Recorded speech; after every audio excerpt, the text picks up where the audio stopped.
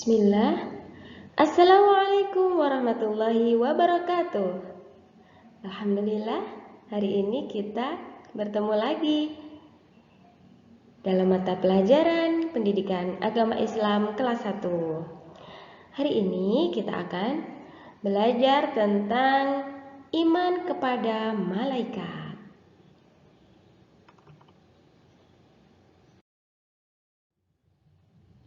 How are you today? Bagaimana kabar kalian hari ini? Fine, happy, and ready. Ustazah harap semoga kalian baik, sehat, senang belajarnya, dan siap.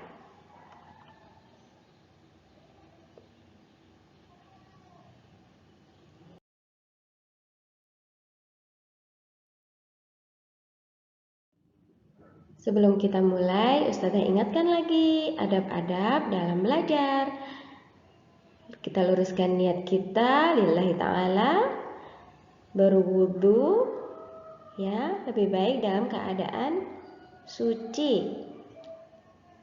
Duduknya yang rapi, solih-solihah, kemudian menyimak sungguh-sungguh materinya, dan tidak lupa berdoa. Yuk kita mulai yuk. Bismillah dulu bareng-bareng. Bismillahirrahmanirrahim.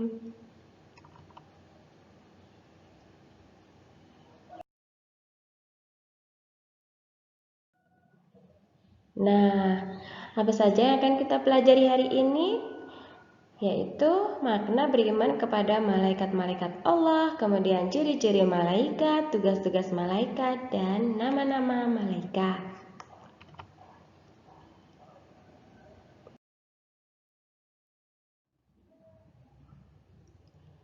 Yang pertama, makna beriman kepada malaikat. Mengimani malaikat maksudnya adalah meyakini keberadaan malaikat beserta segala hal yang berkaitan dengannya, sebatas apa yang dikabarkan secara sahih atau secara benar, yaitu dikabarkan oleh Allah Ta'ala melalui Al-Quran, kitab suci kita, pedoman hidup kita, dan juga dikabarkan oleh Rasulullah SAW di dalam hadis. Tentunya kalian sudah pernah mendengar atau dikasih tahu tentang malaikat oleh orang tua kalian, oleh saudara kalian, kakak atau nenek, kakek, atau guru TK dulu, atau guru TPA, iya kan? Nah, beriman kepada malaikat itu meliputi keberadaannya atau wujudnya, kemudian nama-namanya, kemudian ciri-ciri atau sifatnya, dan tugas-tugasnya. Langsung ya, kita lanjut ke nomor 2.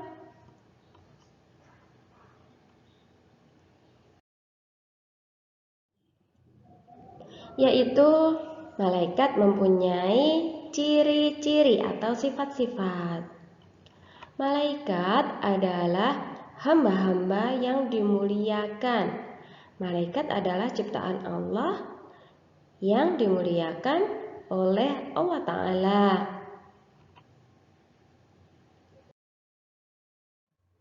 Apa saja ciri-ciri malaikat?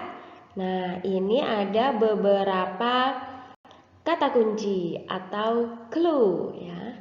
Ustazah akan jelaskan satu persatu. Nah, ini juga ada yang dicoret ya. Nomor 2 ini kenapa? Coba simak baik-baik. Yang pertama adalah cahaya.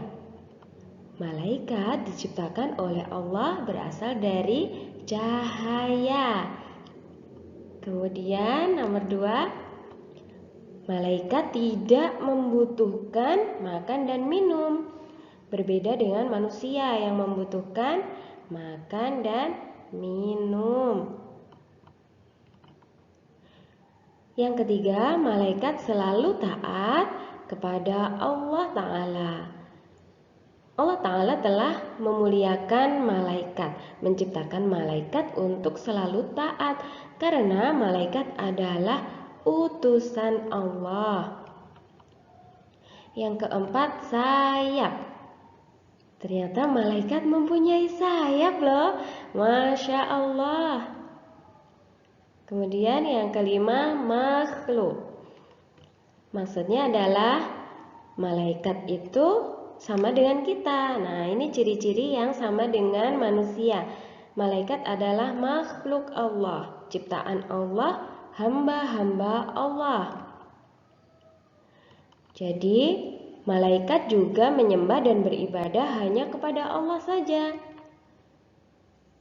Dan karena malaikat itu makhluk, maka tidak berhak disembah dan diibadahi.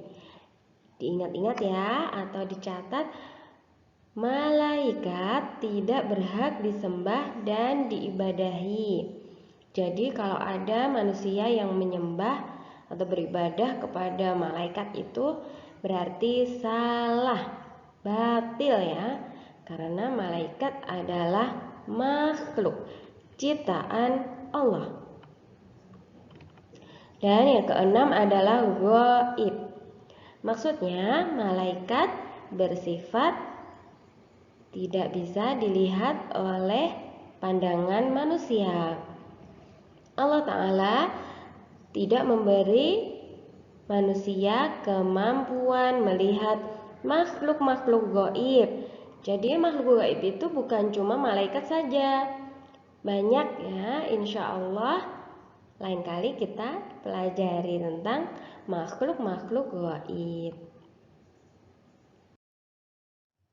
Ustazah ulangi ya, ciri-ciri malaikat. Yang pertama adalah malaikat diciptakan oleh Allah Ta'ala dari cahaya. Kemudian malaikat tidak membutuhkan makan dan minum. Yang membutuhkan makan dan minum itu kita, makhluk seperti manusia, hewan, tumbuhan, itu ya yang membutuhkan makan dan minum. Malaikat tidak membutuhkan. Kemudian malaikat selalu taat kepada Allah Ta'ala. Di dalam Al-Quran Allah Ta'ala berfirman, mereka, malaikat-malaikat itu tidak mendahuluinya dengan perkataan dan mereka mengerjakan perintah-perintahnya. Quran Surat Al-Anbiya ayat 27.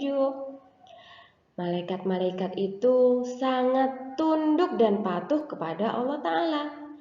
Langsung mengerjakan perintah-perintahnya, tidak berani mendahului Allah Ta'ala.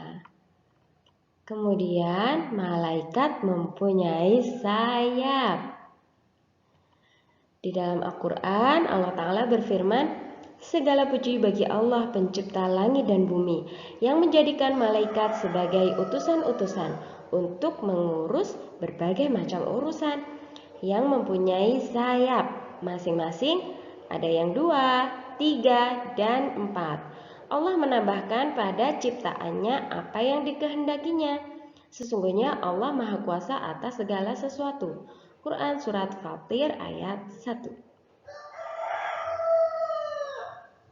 Selanjutnya, malaikat merupakan makhluk ciptaan Allah. Jadi malaikat tidak berhak untuk disembah dan diibadahi. Di dalam Al-Quran Allah Ta'ala berfirman, dan tidak wajar pula baginya menyuruhmu menjadikan malaikat dan para nabi sebagai Tuhan. Apakah patut dia menyuruhmu berbuat kekafiran di waktu kamu sudah menganut agama Islam? Quran Surat Ali Imran ayat 80. Jadi tidak benar jika ada yang beribadah atau menyembah malaikat. Kemudian bersifat ghaib. Jadi kita tidak mampu melihatnya.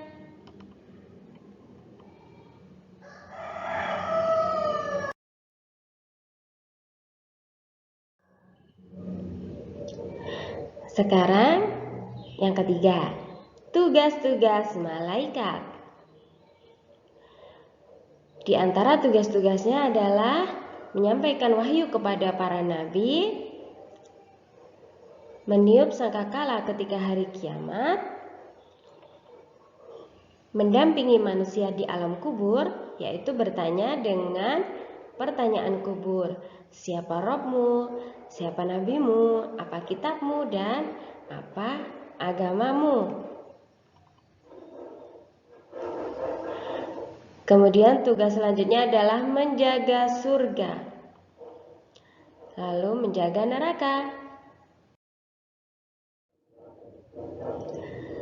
Selain itu masih ada lagi tugas-tugas malaikat, yaitu menjaga gunung, kemudian zikir dan sholat,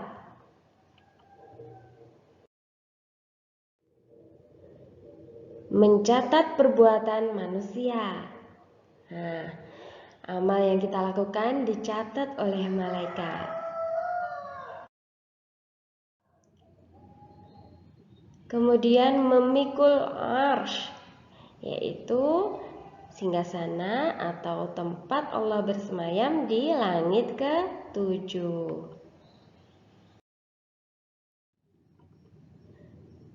Mengatur awan dan hujan,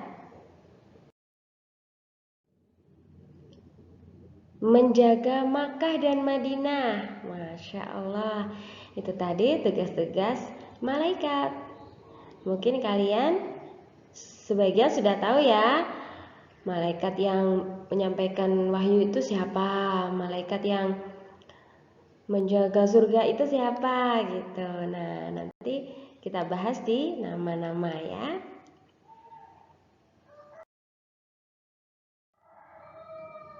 Ini dia yang keempat, nama-nama malaikat.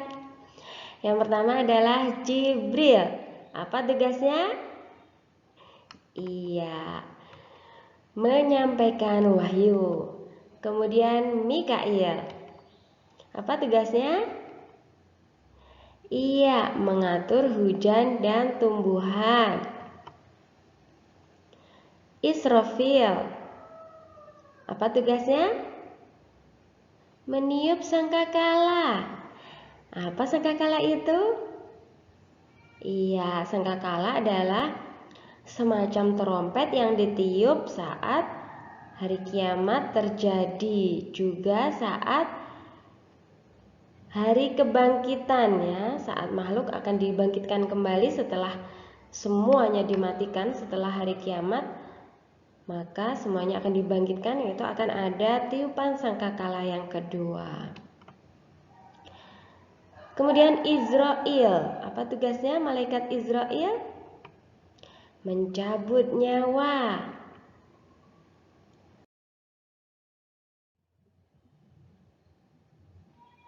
Selanjutnya, malaikat Ridwan dan Malik. Tugasnya apa? Iya, menjaga surga dan neraka. Malaikat Ridwan menjaga surga, malaikat Malik menjaga neraka. Kemudian Raqib Atid. Tugasnya apa? Iya, mencatat amal. Kemudian Munkar dan Nakir bertanya di kubur.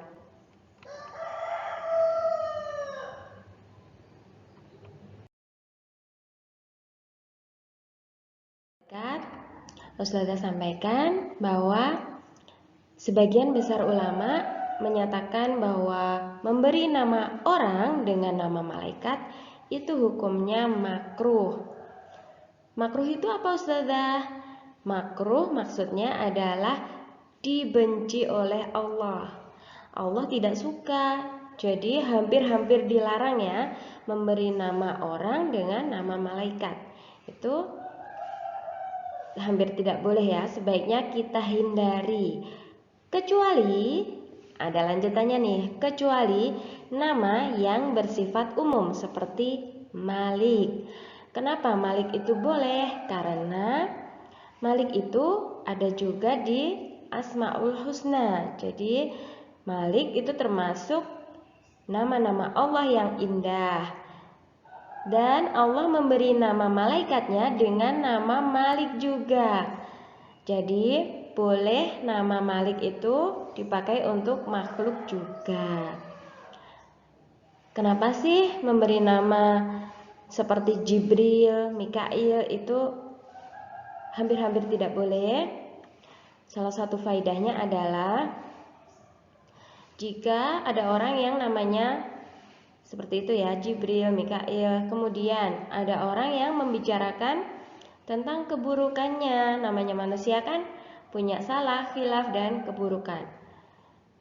Kalau disebut-sebut keburukannya seseorang yang bernama Jibril, Mikail sama dengan nama malaikat, nanti malaikatnya akan terbawa juga. Begitu ya, padahal malaikat itu mempunyai sifat yang sangat mulia. Oleh Allah telah dimuliakan. Maka kita juga memuliakan malaikat, salah satunya dengan memperhatikan hal-hal yang misalnya seperti ini tadi ya. Mana yang boleh, mana yang tidak. Apa yang harus kita lakukan kepada malaikat? Yang pertama adalah kita mengimani, percaya keberadaannya malaikat, kemudian memuliakannya ya. Kemudian kita bersyukur karena ada penjagaan Allah, termasuk Allah mengutus malaikat-malaikatnya. Masya Allah. Demikian materi yang disampaikan oleh Ustazah. Syukran katsiran, jazakumullahu khairan. Kita alhamdulillah bersama. Alhamdulillahi rabbil alamin.